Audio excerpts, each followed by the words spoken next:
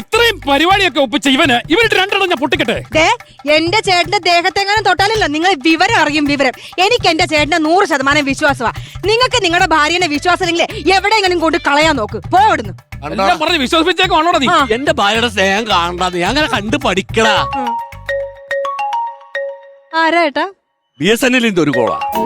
വിളിച്ച് പറ എന്താ. ഒന്നുമില്ല നോക്കട്ടെ. ആരത്?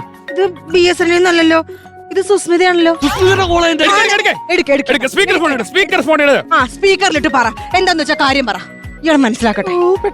ഹലോ ഹലോ, ഞാനേ ഒരു പ്രധാനപ്പെട്ട കാര്യം പറയാൻ വേണ്ടി വിളിച്ചേ. ഞാൻ അങ്ങോട്ട് ഫ്രീ ആവുമ്പോ വിളിച്ചോളാം, നമുക്ക് പിന്നെ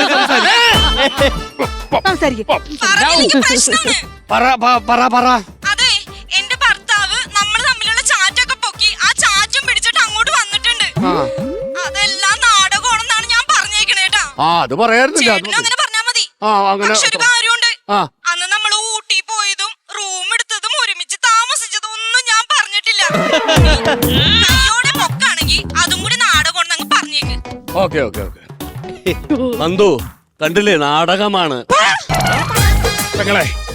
ഇനി ഇവനിട്ട് ഞാൻ രണ്ട് പൊട്ടിട്ട് പൊട്ടിക്കട്ടെ. പൊട്ടിക്കരുത് ചേട്ടാ, പൊട്ടിക്കരുത്. അവള് സമ്മതിക്കൂലടാ, അതാണ് സ്നേഹം. ചേട്ടാ പൊട്ടിക്കല്ലേ, ഇയാളെ തല്ലി കൊല്ലി ചേട്ടാ.